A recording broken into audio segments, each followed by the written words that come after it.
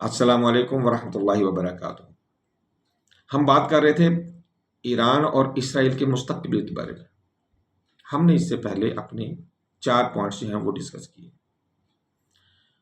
हमारी पहली जो किस्त है वो इस बात पे ख़त्म हुई थी कि इसराइल का ताल्लुक किस ब्लॉक से है, और वो हमने आपको बताया कि इसराइल का ताल्लुक साउथ अटलांटिक ग्रुप के साथ है और रवायती पावर ब्लॉक सिस्टम के साथ उसका ताल्लुक है, और यही वजह है कि वो सिर्फ ताकत की बात करता है।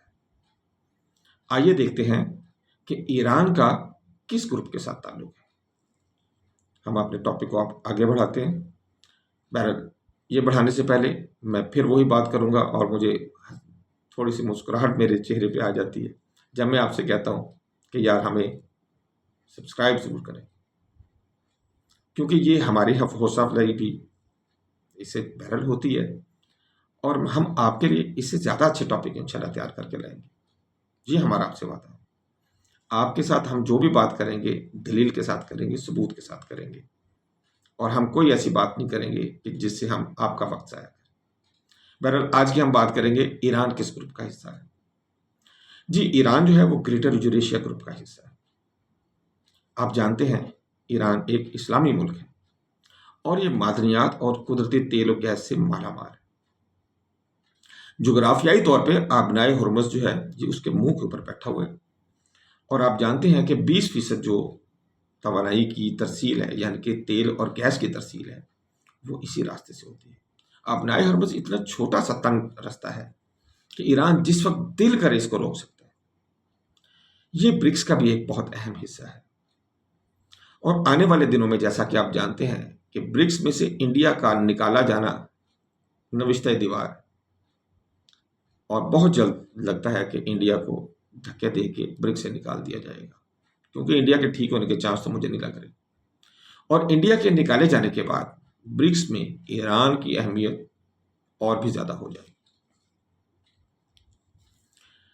चाइना की जो तेल की सप्लाई का एक बहुत बड़ा सप्लायर जो है वो ईरान है।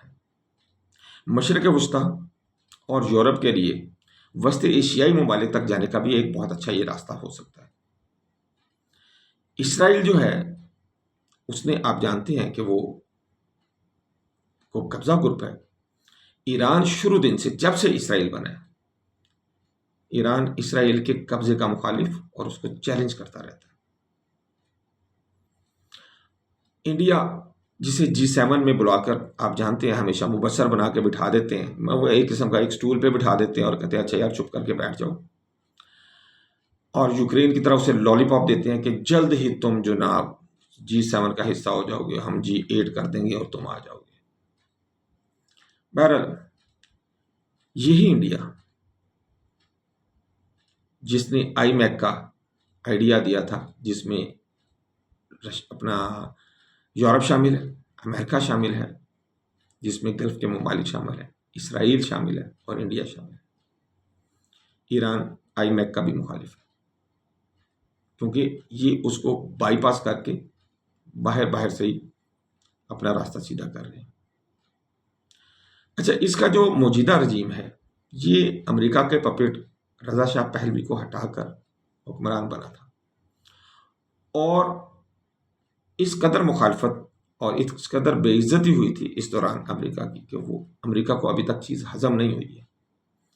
और देख लें कि आज तक 79 से लेकर आज तक बेशुमार मुखालफत के बावजूद ये रजीम जो है वो कायम है। ईरान और इसराइल की लड़ाई की अगर हम वजह देखें, जो हमारा अगला टॉपिक है, ईरान और इसराइल की लड़ाई की असल वजूहात। देखिए, मैं कुछ वजूहात की जिक्र करता हूँ, तो ज़रूरी नहीं है कि इसमें से कोई एक वजह हो, इसमें से ज़्यादा वजूहात भी हो सकती हैं और इसमें से कोई वजह भी नहीं हो सकती है। लेकिन जो मैंने सीखा, जो मैंने पढ़ा, जो मैंने सुना है, मैं वो आप तक गोशगुजार करता हूँ। लगता ऐसे है कि अमेरिका और यूरोप इसराइल से तंग आ गए। इसराइल की बदमाशी और मनमानी उस लेवल तक पहुंच गई है कि ये अब किसी को दरखोर एतनाई नहीं समझता। चाहे अमेरिका हो, चाहे यूरोप हो, सबको जूते की नोक पे रखा हुआ है इसने। और लग मुझे ऐसे रहा है کہ اس گروپ نے ہو سکتا ہے کہ کہا کہ یار اس کو تو تھوڑی سی چپیڑیں پڑوائیں، جیسے انڈیا کو پاکستان سے پڑوائیں، اسی طرح اس کو ذرا ایران کے سامنے ڈالیں اور اس کو تھوڑی سی ہوش آنی چاہیے کہ یہ ہم سے مدد مانگے بجائے ہم پہ حکم چلانے کے۔ اس چکر میں ایران اور اسرائیل دونوں کو لڑوا دیا گیا ہے، اور فائدہ یہ گروپ کیا اٹھائے گا کہ اسرائیل بھی کمزور ہو اور ایران بھی کمزور ہو جائے۔ اب ہم دوسری بات پہ آ جاتے ہیں، اور کیا وجہ ہو سکتی ہے؟ لگتا ہے ایسی ہے کہ اب سسٹمز کی لڑائی کا ٹائم آ گیا، جو جیسے میں نے آپ کو 2 سسٹم سے بتایا۔ اسرائیل ساؤتھ اٹلانٹک گروپ کا حصہ ہے اور ایران گریٹر یوریشیا گروپ کا حصہ ہے۔ دونوں گروپوں نے اپنا ایک ایک نمائندہ چن لیا ہے اور دونوں کو لڑانے کے لیے میدان میں اتار دیا ہے۔ یہ بظاہر دونوں پتلے ہیں، پیچھے امریکہ بمقابلہ چین اور روس ہے۔ ایک وجہ یہ بھی ہو سکتی ہے۔ آگے چلتے ہیں ہم، تیسری وجہ، ایران اسرائیل کے جنم دن سے مخالف ہے اور مذہبی طور پر اسرائیل کو ہٹانا چاہتا ہے، جبکہ اسرائیل بھی ایران کا بہت ہی زیادہ مخالف اور دشمن ہے، اور ایران کی پراکسیز سے ناکو ناک ہو چکا ہے، یعنی کہ تنگ آ چکا ہے۔ کبھی حماس، کبھی حزب اللہ، کبھی شام، کبھی لبنان، کبھی عراق سے، کبھی یمن سے اس کے اوپر حملہ کیا جاتا ہے۔ ایسے لگتا ہے کہ جیسے تنگ آمد بجنگ آمد والا سلسلہ ہوا ہے، اور اب اسرائیل یہ چاہتا ہے کہ بس میں اب اس سے ہمیشہ کے لیے جان چھڑاؤں۔ لیکن غلطی اسے یہ ہو گئی کہ اس کا خیال یہ تھا کہ جیسے پہلے میں کہتا ہوں آجو پہ جائیے، سوری میں نے پنجابی بولی ہے، جن کو پنجابی نہیں آتی ہے ان کے لیے بتا دوں کہ جیسے ایک بندہ کہتا ہے آؤ مل کے اس کے ساتھ لڑتے ہیں، پل پڑتے ہیں اس پہ۔ اس مرتبہ بھی اس کا خیال تھا کہ میں یہ کروں گا، سارے میرے پیچھے جمع ہو جائیں گے، کوئی بھی جمع نہیں ہوا۔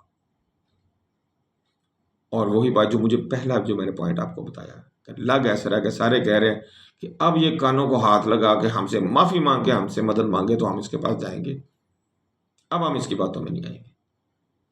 دیکھتے ہیں اب اس کا کیا یہی وجہ ہے۔ چوتھا، اسرائیل جو ہے وہ اسلام سے بہت ڈرتا ہے، اور اس کی ڈر کی وجہ مجھے بھی پتہ اور آپ کو بھی پتہ ہے۔ یہودی مذہب میں بھی یہ باتیں بتا دی گئی ہیں کہ اس مذہب کو، یعنی کہ یہودی مذہب کو کون ٹکرے گا اور کون اسے زیر کرے گا۔ یہ اللہ تعالیٰ کی، جسے ہم کہتے ہیں نا، تدابیر کے خلاف جانے کی کوشش کر رہے ہیں، لیکن اللہ رب العزت کی تدابیر آپ جانتے ہیں بہت اچھی ہیں اور بہت شاندار ہے۔ لڑ کے دیکھ لے کیا کر لے گا۔